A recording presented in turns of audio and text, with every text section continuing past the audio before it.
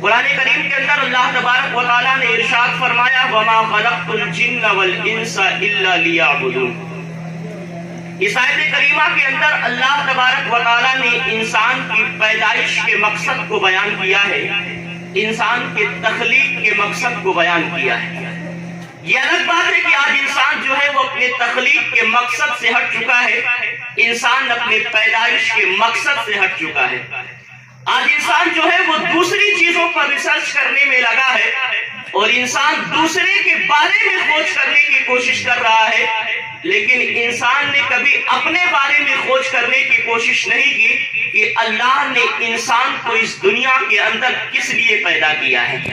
تو آج اس گفتگو کے اندر میں انسان کے مقام کو بھی بتاؤں گا اور حالات حاضرہ میں جو مسلمانوں کے حالات ہیں اس کے تعلق سے بھی کچھ روشنی ڈال کر کے اپنی گفتگو کو مکمل کروں گا۔ بس گزارش آپ سے یہ ہے کہ جہاں تک میں چلوں آپ حضرات میرا ساتھ ضرور دیتے رہیں۔ آپ ساتھ دیتے رہیں گے تو میں آپ کو کافی آگے تک لے جاؤں گا، لیکن اگر ساتھ نہیں دے تو پھر سجان گنج سے آگے میں بڑھوں گا ہی نہیں۔ آئیے بڑی محبت کے ساتھ اپنی گفتگو کو آپ کی سیوا میں رکھتا ہوں کہ احسان ہے اس رب کا جو مالک ہے ہم سب کا۔ اب میں شاعر تو ہوں نہیں کہ کہوں کہیے سبحان اللہ، آپ لوگ پر بات پہنچ جائے تو اس پر سبحان اللہ تو بول ہی سکتے ہیں۔ احسان ہے اس رب کا جو مالک ہے ہم سب کا، کہ جس نے دنیا میں سب سے اچھی ہماری اور آپ کی تخلیق فرمائی۔ نہ دنیا میں اس سے اچھی کوئی تخلیق ہے اور نہ اس سے بہتر کوئی مخلوق ہے۔ یہ خود مصور کائنات کو اتنی پسند آئی کہ اس نے اس کے سر پہ کرمنا بنی آدم کا تاج رکھا، اور جس کے سر تاج ہوتا ہے اسی کے قدموں میں راج ہوتا ہے۔ اس نے اپنی خلافت سے ہمیں سرفراز کیا، تاج ہمارے سر، خلافت ہمارے پاس۔ یہ تاج نہ فرشتوں کو ملا اور نہ خلافت جنوں کو ملی، اگر ملی تو وہ انسان کو ملی۔ دنیا میں اگر اللہ کا کوئی اسسٹنٹ نائب ہے تو اس نائب کا نام انسان ہے، کوئی تاج والا ہے تو اس شہنشاہ کا نام انسان ہے۔ نہ اس کی بناوٹ کا کوئی جواب ہے اور نہ اس کے پاور کا کوئی جواب ہے۔ بڑا سے بڑا کبداور افریقہ کے جنگلوں میں ہاتھی ہوتا ہے، 20-20 فٹ اونچا ہوتا ہے، کنٹلوں سے نہیں ٹنوں سے ہوتا ہے، پیر اتنے موٹے، کان اتنے بڑے، طاقت بے پناہ، لیکن اس کے پاس عقل نہیں ہے۔ اونٹ کی گردن بڑی لمبی جو پاگل ہاتھی کو بھی سمجھا لے، قد اتنا بڑا، بلا کی طاقت، لیکن اس کے پاس بھی عقل نہیں ہے۔ جنگل کا شیر جب دہاڑتا ہے تو پتے گرنے لگتے ہیں، پرندے اڑنے لگتے ہیں، جانور بھاگنے لگتے ہیں۔ اس کی آواز میں وہ گرج ہے، پنجے میں وہ بل ہے کہ پکڑ لے تو بڑے بڑے پہلوانوں کو پھاڑنے میں وقت نہیں لگتا۔ ساری طاقت کے باوجود اس کے پاس عقل نہیں ہے۔ اب سنیے، نہ ہمارے پاس ہاتھی کی طرح ہاتھ پاؤں ہے، نہ شیر کی طرح دہاڑ اور پنجہ ہے، نہ اونٹ کی طرح لمبی گردن ہے، لیکن ہمارے پاس عقل ہے۔ جو ہم اس کے اوپر ہے وہ ہمارے نیچے ہے۔ شیروں کو جو پنجروں میں بند کر دے اس کا نام ہے آدمی، ہاتھیوں کی جو سواری کرے اس کا نام ہے آدمی، سانپوں کا جو سپیرا بنے اس کا نام ہے آدمی۔ اور اللہ کا شکر ہے کہ ہمارے پاس دونوں نعمتیں ہیں، عقل بھی ہے، زبان بھی ہے۔ جانوروں کے پاس زبان ہے مگر عقل نہیں، فرشتوں کے پاس عقل ہے مگر زبان نہیں ہے۔ اس بناوٹ کا دنیا میں کوئی ہے ہی نہیں جس بناوٹ کا انسان ہے۔ فرشتے نور ہی نور ہے، دوسری کوئی چیز نہیں۔ جنات آگ ہی آگ ہے، دوسری کوئی چیز نہیں۔ لیکن ہم میں آگ بھی ہے، ہم میں مٹی بھی ہے، ہم میں پانی بھی ہے، ہم میں ہوا بھی ہے۔ اب میری یہاں کچھ جملے ہیں، میں چاہوں گا آپ میری ہر جملے پر آپ سبحان اللہ کی صدائے بلند کریں۔ ہمارے اندر چاروں چیزیں ہیں، پانی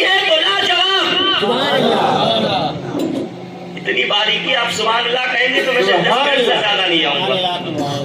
پانی ہے تو لاجواب، مٹی ہے تو لاجواب، آگ ہے تو لاجواب، ہوا ہے تو لاجواب. لگے ہاتھوں میں اس کا ترجمہ کر دوں کہ ہر آگ کو بجھانا ہم جانتے ہیں، اور جن لکڑیوں میں نہ لگے وہاں لگانا بھی ہم جانتے ہیں.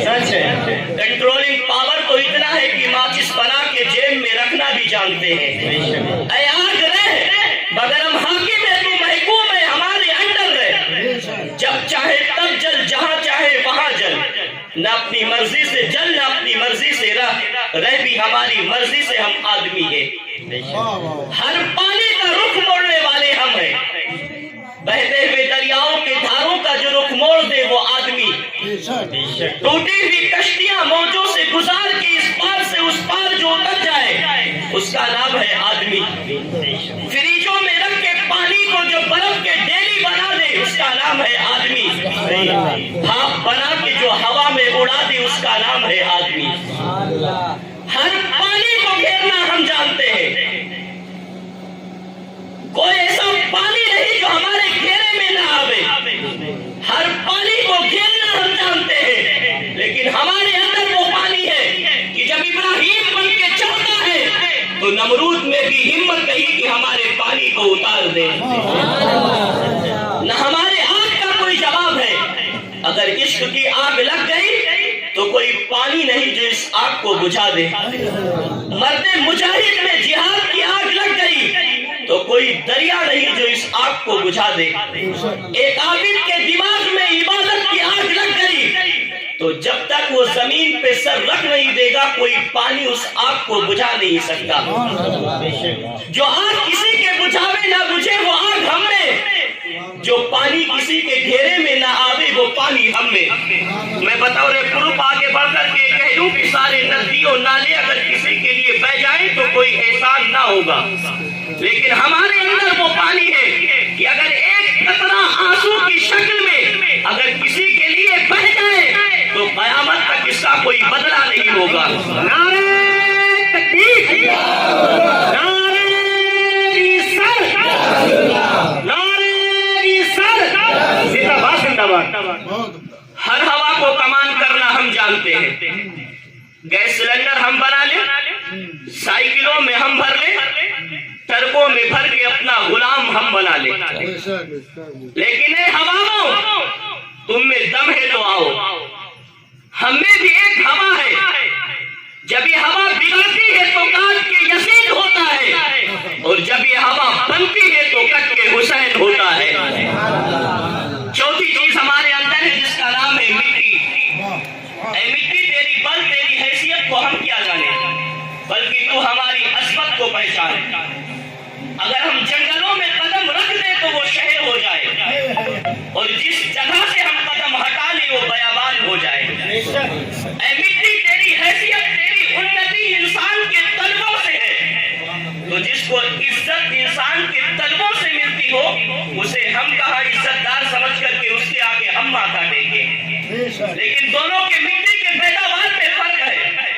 یہ مٹی اگر بھساول کی ہے تو وہاں کیلا پیدا ہوتا ہے، کشمیر کی ہے تو سیب، افغان کی ہے تو بادام، پنجاب کی ہے تو گیہوں، ناگپور کی ہے تو سنترا، ناسک کی ہے تو انگور، اور اس کے علاوہ اس میں ہوتا کیا ہے.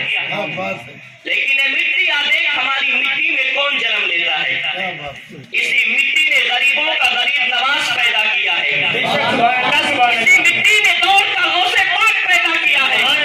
اسی مٹی نے دہلی میں نظام الدین پیدا کیا ہے. اسی مٹی نے کلیت میں علاؤ الدین پیدا کیا ہے. اسی مٹی نے قادم بھی پیدا کیے ہیں، اور کچوچا میں مخدوم بھی پیدا کیا ہے. اسی مٹی نے حضرت بھی پیدا کیے ہیں، سارے حضرتوں کا اعلیٰ حضرت بھی پیدا کیا ہے. اب میں یہاں رک کر کے اپنی گفتگو کو آگے بڑھاؤں کہ ہواؤں، تم میں دم نہیں کہ تمہارے آگے میرا سر جھکے. اے آگ کے لٹکوں، تم میں بھی ہمت نہیں کہ تمہارے آگے میرا سر جھکے.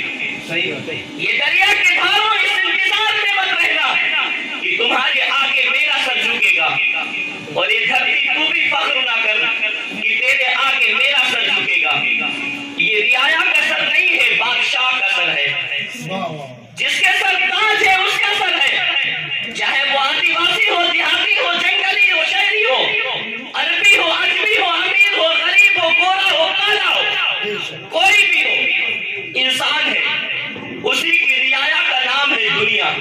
اب یہاں پر حضور علامہ اصغر القادری صاحب کی نظر مجھ پہ پڑ جائے اور کہے قاری صاحب آپ انسانوں کا مقام اتنا اونچا بتا رہے ہیں تو پھر جنت کے حوروں کا کیا ہوگا، جنت کے غلمان کا کیا ہوگا؟ تو میں کہوں گا قاری صاحب ہوگا، ابھی تو ہم انسان ہیں، پہلے مسلمان تو ہو لینے دیجیے، پھر ہم جنت سے بھی پوچھ لیں گے اے جنت بتا ہم تیرے لیے ہیں کہ تو میرے لیے ہے۔ دنیا کی کوئی طاقت نہیں جو انسان سے بڑی طاقت رکھتی ہو، کوئی پنجہ نہیں کوئی بل نہیں جو اس کے پنجے سے پنجہ ملا لے، کوئی نظریں نہیں جو اس کے آنکھوں سے آنکھیں ملا لے، اس کے سر تاج، باقی رعایا، پرجا۔ اب میں آپ سے پوچھنا چاہتا ہوں کیا پرجا کے آگے راجا جھکتا ہے؟ آواز سے بولے نہیں۔